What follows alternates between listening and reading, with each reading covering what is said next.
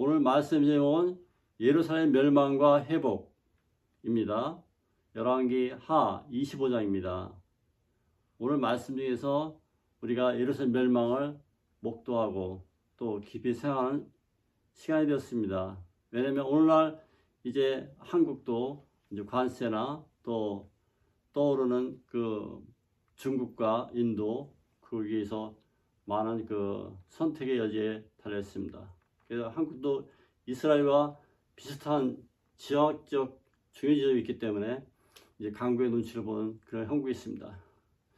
예루살렘 멸망의 사건의 그 배경에는 그 당시에 강대국 바벨론이 있었고 또 강대국 애굽, 이집트가 있었습니다. 그 사이에 끼어서 이제 그 잘못된 판단으로 이스라엘이 멸망하게 된 그런 시점이 됐습니다.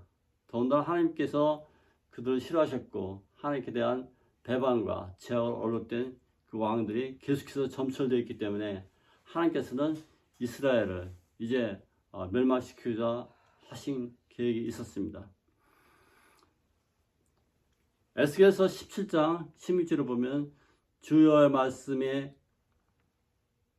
내가 나의 삶을 두고 맹세하노니 바벨론 왕이 그를 앞으로 세웠거늘 그가 맹세로 저를 저버리고 언약을 배반했은즉 그 왕이 거주하는 곳 바벨론에서 왕과 함께 있다가 죽을 것이다. 그래서 여호와 기니 왕을 생각하고 있는 것입니다. 자, 바벨론 왕국이 화려한 나라였습니다. 어떻게 화려한 나라냐면은 사막 한가운데 그 전봇대 같은 그 볼을 한 125개 꽝꽝 쳐놓고 거기다가 큰 궁궐 같은 건물을 세우고 그다음에 야자수 같은 식물을 또 심고 또 건물을 또 세우고 그 위에 또 건물을 또 세우고 그 위에 또 건물을 세워서 높은 그런 저원처럼 보이는 건물을 져서 세계적으로 유명한 그런 하늘에서 매달리는 정원이라는 말을 듣게 되었습니다. 그 정도 화려한 것이 바벨론 왕국인데요. 바벨론 왕은 자기 그 왕을 위해서 그 정원, 그 성을 쳤다는 얘기가 있습니다.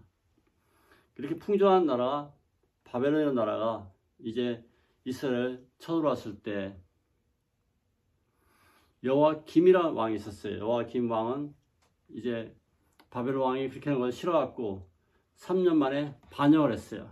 그래서 반역했으니까 바벨론 왕이 쳐들어와서 이제 성전에 있는 좀 부수고 물건도 다 갖고 왔어요. 여호와김이 들어가신 다음에 그 아들 여호와긴이라는 아들이 있는데요.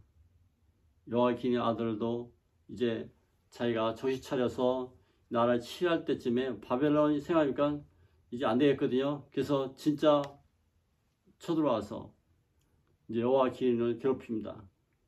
여호와긴은 이제 가만히 있으니까 안 될 것 같으니까 자기 왕후들과 또 자기 친척을 다 데리고 가서 항복합니다. 항복! 우리가 잘못했어. 그래서 여호와긴을 잡고 들어갑니다. 그런 다음에 바벨론이 가만히 있으니까 안 될 것 같으니까 이제 숙부 시드기야 왕을 세워놓고 네가 왕해라라고 이제 허술하게 짝이 없는 그런 나라 만들었고 철수했습니다. 시드기야도 가만히 있으니까 억울하거든요. 죽을 때까지 싸운다는 생각으로 했을 때 이제 시드기야의 그 바벨론과 대치했을 때 바벨론 왕이 안 됐다 싶으니까 다시 또 쳐들어옵니다. 쳐들어와서 이제 그 예루살렘에 토성을 쌓고 토성 쌓는 것은 성이 둥글레 이렇게 있으면은 그 주변에 다시 성을 쌓는 거예요. 그러니까 성이 있으면 그 성만큼 높이 쌓는 거야. 둘러 삥으로 쌓고서 그 성을 이제 쳐들어가요. 계획하는 것이 그 토성이라는 성인데 바벨론 왕이 그렇게 예루살렘 다 에워싸워서 쳐들 준비합니다. 결국 고립시킨 거죠. 그 왕이 성주에 있지만은 왕이 먹을 것이 없어요. 왜냐면 다 쏘았으니까. 그래서 그렇게 1년이 지나고 한 1년 반이 됐을 때까지 지나니까 그 성주에 먹을 게 아무리 것도 없고 다 떨어져서 굶어 죽을 판이에요. 그런 중에 바벨론이 그 성을 한마씩 쳐들어와서 이제 모든 것을 다 죽여버리고 시드기야 왕을 잡아서 이제 끌고 가다가 시드기야 아들을 쳐 죽이고 시드기야 왕이 눈을 빼고서 이제 자기 나라를 끌고 갔습니다. 그래서 얼마 있다가 시드기야 왕은 죽어버려요. 그러니까 바벨론 그 나라는 이스라엘 그 왕을 두 명을 잡아갔어요. 첫 번째 여호와긴을 잡아갔고 두 번째 시드기야 숙부, 여호와긴의 숙부가 시드기야인데요. 시드기야를 잡아가서 잡았더니 그건 잡은 게 아니라 둘을 뺐으니까 얼마 있다가 죽어버렸어요. 자, 이렇게 슬픈 노래가 이스라엘 멸망인데요. 거기서에는 여호와김도 그렇고 그 선대왕 요시아도 그렇고 므낫세도 그렇고 므낫세는 많은 선지자 죽이고 피 흘린 왕이었고요. 그리고 여호와김, 긴 두 왕 전부 다 우상 숭배였고 마지막 시드기야 왕도 우상 숭배를 한 그러한 나쁜 왕들이었어요. 하나님의 말씀을 저버렸을 때 하나님의 가차 없이 처벌로 이제 마지막 바라던 그런 423년 된 그런 템플 솔로몬 그 아름다운 그 성전도 다 부셔버리고 그리고 오늘 성경에 보면 그 솔로몬 성전의 양쪽에 보아스라는 야기는 큰 기둥이 있는데 그것도 다 부서뜨리고 그 놋을 다 놋기를 다 빼갖고 놋을 갖고 가버렸잖아요. 이스라엘은 남은 것이란 건 아무것도 없어요. 있다면 이제 무지몽매한 국민 몇 분의 1 정도 하고 이제 거기에 이제 볼품없는 지도자를 세워서 이제 지키게 하는 그런 것뿐이에요. 이스라엘 지도자들은 다 끌려갔어요. 이스라엘이 무너진 가운데 우리가 교훈을 찾을 수 있다면 무슨 교훈을 찾을 수 있을까요? 사랑하는 성도 여러분, 여러분 인생사에서 이제 미국이나 한국이나 그런 인생사에서 모든 것이 다 무너졌을 때 살아갈 그런 구멍이 있을까요? 우리 하나님께서는 이스라엘을 이제 지금부터는 다시 한번 교육시킬 때라고 생각하고 계신 것입니다. 그래서 예레미야 선지를 통해서 너희는 끌려가되 다시 올 마음으로 이제 살고 있으라고 희망과 소망의 메시지를 주는 것이죠. 여러분 미래에 대한 희망이 없습니까? 불안합니까? 또 이제 모든 것이 다 무너지고 회파된 그런 시점에 와 있습니까? 불확실한 그런 시대에 살고 있습니까? 우리는 하나님을 다시 한번 바라볼 시점이 되어야 되는 것입니다. 하나님께서는 새로운 희망을 쓰기 시작하는데요. 에스겔 선지를 통해서 에스겔서가 쓰여지고 느헤미야 선지를 통해서 느헤미야 써지고 예레미야 선지를 통해서 예레미야 써지고 하나님이 그런 놀라운 기쁨의 소식이 조금씩 스며 나오기 시작한 것입니다. 이스라엘 백성들은 용기를 잃지 않았습니다. 거기 가서 회당을 짓고 회당 중심으로 토라, 성경을 연구하고 또 안식일 받아서 예배를 드리고 그렇게 자기 그 삶을 되찾기 위해서 발버둥치고 몸부림치는 그런 가운데 회당의 역사 전통이 되어서 예수님이 회당에서 이제 말씀 전하신 그러한 역사를 만들어준 것이 바로 바벨론 회당의 역사인 것입니다. 그렇습니다. 여러분 멸망과 슬픔 중에서도 우리 하나님을 앙망하고 성경을 다시 읽고 예수님을 발견하고 그러면 여러분 회복의 역사가 있는 것입니다. 그래서 예수님께서는 이제 말씀하시는 저 성전을 헐라 내가 4년 만에 세우리라 하시면서 이제 바벨론 왕이 쳐부신 것이 솔로몬의 제1성전이라 친다면 그뒤 되돌아와서 다시 진 것이 제2성전이죠. 제2성전이 다 무너지고 다시 그 지을 성전이 제3의 성전인데 우리 예수님께서 제3의 성전이에요. 이 성전을 다 헐라 내가 다시 4년 만에 세우리니 예수님께서 3년 만에 부활하셔서 우리의 영원한 성전이 되신 것을 믿는 것입니다. 그분 앞에 가서 우리가 찬양을 드리고 우리가 주님께 봉사하면 예수님께서 들으시고 기뻐하시는 제3의 성전 예수님 계신 것을 찬양하십시다. 우리는 주님 앞으로 들어올 그러한 놀라운 시점이 바로 바벨론이 그러한 침공과 예루살렘이 그 멸망에 있는 것입니다. 우리는 역사의 전환점을 다시 한번 바라보는데요. 그래서 터닝 포인트로 하죠.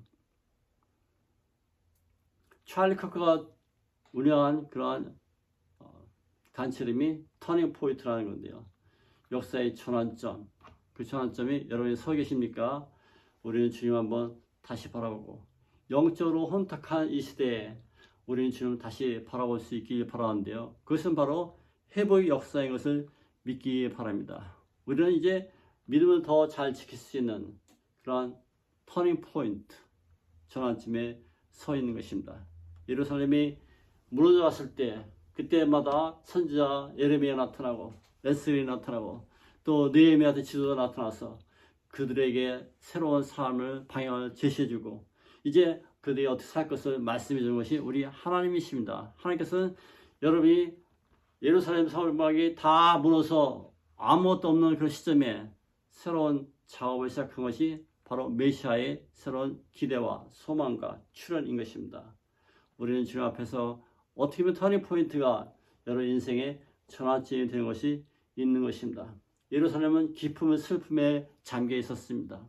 예레미야는 오직하면 눈물이 선지라서 통곡하면서 이제 이스라엘 백성을 위로하기 시작합니다.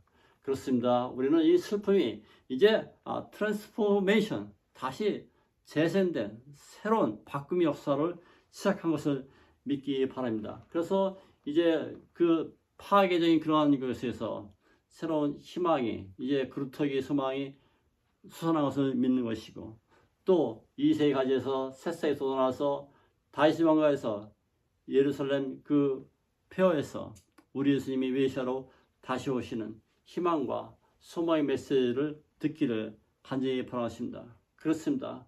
이제 이 역사 속에서 하나님의 말씀 속에서 주님이 발견한 놀라운 그런 힘의 역사를 발견하기 바라는데요. 이스라엘 사람들은 이제 울면서까지 거기서 바벨론 포로성에서 슬피 울며 하나님을 찬양하며 이제 그들이 강한 그런 공동체를 발견하기 시작합니다. 서로 위로하기 시작하고 해당 중심으로 믿음을 회복하기 시작합니다. 그렇습니다. 여러분 이제 정처 없는 그런 미국의 이민 생활입니까? 아니면 한국에 있는 여러분입니까? 우리는 주님 앞에서 새로운 용기를 가져야 되는 것입니다. 그래서 이 새로운 그 지도자들은 그들에게 강력한 희망을 갖고 믿음을 유지할 것을 공고하기 시작합니다. 그리고 하나님의 악마하고 바라볼 것을 말씀하고 있는 것입니다. 그랬을 때 그들은 하나님의 음성을 듣는 그러한 삶이 된 것이죠.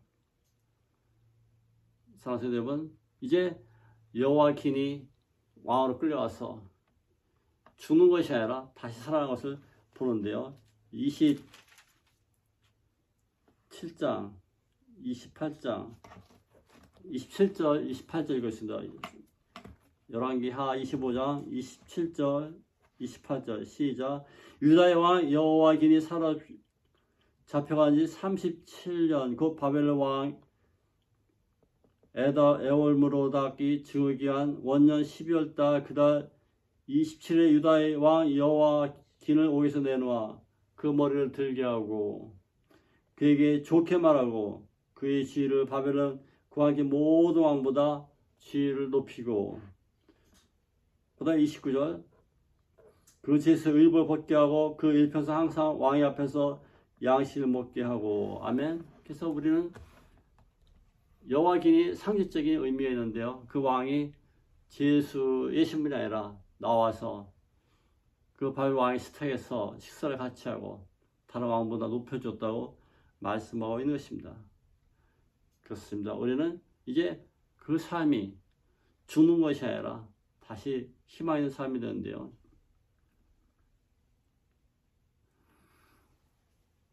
여호와긴이 잡혀갈 때 굉장히 청춘 나이에 잡혀갔어요. 그 18살 된 그런 아무것도 모르는 그 왕이 잡혀갔어요. 그런 다음에 37년의 세월이 지나고 이제 나이 55세가 돼서 회복이 된 것입니다. 사랑하는 여러분 인생에 37년을 낭비하셨습니까? 아닙니다. 하나님께서는 그를 기억하고 이제 왕의 식탁으로 하나님 나라로 초대한 것을 믿기 바랍니다. 여러분 삶 속에서 이제 강대한 나라 속에서도 또 고난과 슬픔 속에서도 우리 하나님을 믿고 산다면 희망이 있는 것을 믿기 바랍니다. 에스라서 1장 2, 3절 제가 여러분에게 읽어드리겠습니다. 바산 고레스 말하니 하늘의 하나님 여호와께서 세상 모든 나라를 내게 주셨고 나에게 명령하사 유다와 예루살렘의 성전을 건축하라 하셨나니 이스라엘 하나님은 참 신이시라. 너희 중에 그의 백성된 자는 다 유다의 예루살렘으로 올라가서 이스라엘 하나님 여호와의 성전을 건축하라. 그는 예루살렘에 계신 하나님이시라. 고레스 왕이 왔는데요. 그 왕은 무슨 왕인가 하니 이제 페르시아 강국으로 태어난 그 고레스가 바벨론을 쳐부수고 새로운 왕으로 나온 것이 고레스라는 왕입니다. 이 고레스 왕은 이제 유다 백성들을 되돌아가서 너의 성전을 건축하라고 희망적인 감동적인 메시지를 주고 있고요. 이제 성전 쓰는 기명들 모든 물품을 금그릇을 다 갖고 가게 하고 또 이제 모든 물자 지원을 해주고 군대도 지원해주고 수업도 주고 기름도 주고 다 줘서 성전 건축할 수 있도록 도와준 것이 고레스입니다. 그렇습니다. 하나님께서는 이렇게 멸망주의의 이스라엘이 다 깨서 산산에 흩어진 게 아니라 새로 희망적인 부을 수 있는 희망을 갖추 주신 것을 믿기 바랍니다.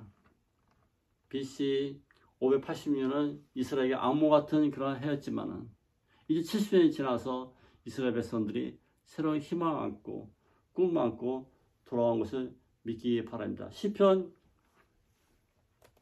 126편 1절 3절을 읽으면 아까 시편 읽으셨는데요. 시온의 포로를 돌려보실 때 우리가 꿈꾸는 것 같았도다.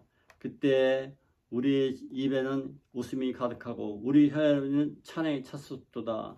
그때 문나라가 가운데서 말하기를 여호와께서 그들을 위하여 큰 일을 행하셨도다 하였도다. 여호와께서 우리를 위하여 큰 일을 행하셨으니 우리는 기쁘도다. 아멘. 하나님께서는 이스라엘 백성들 되돌아볼 때 그대 웃음이 차고 기쁜 얼굴로 바뀌게 된 것입니다. 사랑하는 성도 여러분, 여러분도 마찬가지입니다. 이제 기쁨 속에서 살 수 있는 그런 삶을 하나님께서 허락하신대요. 내가 아무리 하려고 했지만은 하나님께 그렇게 하시고 강대나 아주 큰 어마어마한 그 페르시아 군대를 통해서 바벨론을 쳐부수고 새로운 왕이 너희는 고향으로 되돌아서 아름다운 성전을 다시 건축하라 이렇게 얘기한 것을 들으십니까? 여러분도 그런 희망의 메시지를 우리 예수님 통해서 듣기 바랍니다. 내가 너에게 말하노니 이제 너희가 나보다 더 큰 일도 행한다고 주님께서 말씀하시면서 제 아들 위로하시고 이제 저 성전보다 더 큰 성전이 바로 나 예수니까 나를 믿고 너희가 나를 따라고 말씀하신 것을 듣기 바랍니다. 그렇습니다. 우리는 이제 영적으로 혼탁한 이 세상에서 주님을 다시 한번 바라본 그런 삶이 있기를 바라는데요. 우리 주님은 바벨론 왕보다 더 큰 강대한 나라, 우리 하나님 나라가 있는 것입니다. 그리고 거기는 하나님 나라의 부와 영광이 가득 차 있습니다. 거기는 주님의 능력과 하나님의 도우심이 있습니다. 내가 산하여 누르느니라 나의 도움이 어디서 올고 강대한 나라 우리 예수님께서 오신다는 것을 우리가 믿는 것입니다. 그렇습니다. 예수님께서는 이제 더 큰 우리에게 어드바이서 성령을 보내주셔서 이제 우리에게 가르치시고 깨닫게 하시고 우리에게 놀라운 부와 성령의 능력과 힘을 주신 것을 믿기 바랍니다. 그렇습니다. 슬픔은 잠깐인 것입니다. 고난도 잠깐 있습니다. 시간이 정해져 있어요. 그래서 지나면 우리는 새로운 희망과 기쁨의 노래를 즐기시는 것을 믿기 바랍니다. 그리고 우리 주님께서는 이제 새로운 길을 열어주신다고 말씀하시고 내가 곧 길이요 진리요 생명을 말씀하시고 여러분에게 새로운 고속도로를 만들어주신 것을 믿기 바랍니다. 그래서 거기에는 아무도 이제 방해할 자가 없는 것입니다. 우리 주님께서 구원열차 되시니까 따라서 사람이 아무도 없게 되는 것이죠. 주님이 의지하고 거기에 승차했을 때 나는 구원열차 그 주님이 열차 타고서 타는 그 천국행 열차는 아무도 막을 수 없는 것이죠. 그렇습니다. 이제 이스라엘 백성들은 그곳에 끌려가서도 열심히 일을 했습니다. 그리고 이제 많은 무역대에서 돈도 많이 벌었습니다. 그리고 거기 가서 이제 많은 그 공부를 해서 다니엘 같은 사람이 기도해서 그 나라의 모든 총지휘관이 됐습니다. 그리고 이제 왕이 고문이 됐습니다. 사랑하는 성도 여러분, 주님께서 멸망한 자를 멸망치 않게 하시고 선택하여서 우리 새로운 도구로 써주시길 믿기 바랍니다. 사도 바울은 예수님을 만났을 때 그가 모든 과거를 다 버리고 부끄러운 그런 죄수의 그런 모습을 버리고 내가 죄인 중에 개수를 했던 그 모습을 버리고 예수님이 참자로 살았을 때 온 마음 것을 할 수 있는 사도 바울로 태어난 것입니다. 그렇습니다. 나도 여러분도 이제 주님 앞에 새롭게 의지했을 때 우리는 새로운 사명자로 태어난 걸 믿기 바랍니다. 그리고 우리는 이제 그 땅이 미국 땅이든 한국 땅이든 시베리아 벌판이든 상관없습니다. 주님께서 여러분을 불러주셨으면 강대한 나라, 우리 주님 나라에서 천국의 시민권을 가진 여러분께서 무엇이든지 주님께 구하면 받는 줄로 믿으라고 말씀하신 주님 음성을 들으시기 바랍니다. 이 사건은 2600년에 일어난 그 사건인데요. 이 사건이 오늘날 사건이 되기를 바랍니다. 오늘날 사건이 여러분이 다 아무런 그런 것이 없는 파괴됐을지라도 우리 주님을 희망을 의지했을 때 우리는 이 혼탁한 세상에서 주님을 의지한 놀라운 삶을 이제 찾기를 간절히 바라십니다. 그렇습니다. 우리는 주님 앞에 나왔을 때 주님을 통해서 새로운 내가 있는 것을 발견하는데요. 주님 안에서 내가 누군 것을 다시 한번 발견하는 그런 시간 되길 바랍니다. 나는 하나님의 아들이요 딸이라는 것을 기억하고 이제 내가 이 세상을 위해서 무엇을 할 것인가 생각할 수 있는 그런 귀한 시간 되기를 간절히 바라십니다. 그렇습니다. 사막의 아름다운 그런 공주에 매달려있는 정원을 기획하고 있습니까? 무엇이든 간에 주께서 여러분 부르셨으면 여러분 새로운 주님이 쓰임받는 도구로 사용되기를 간절히 축원드리면서 말씀을 대합니다. 다 같이 기도하겠습니다.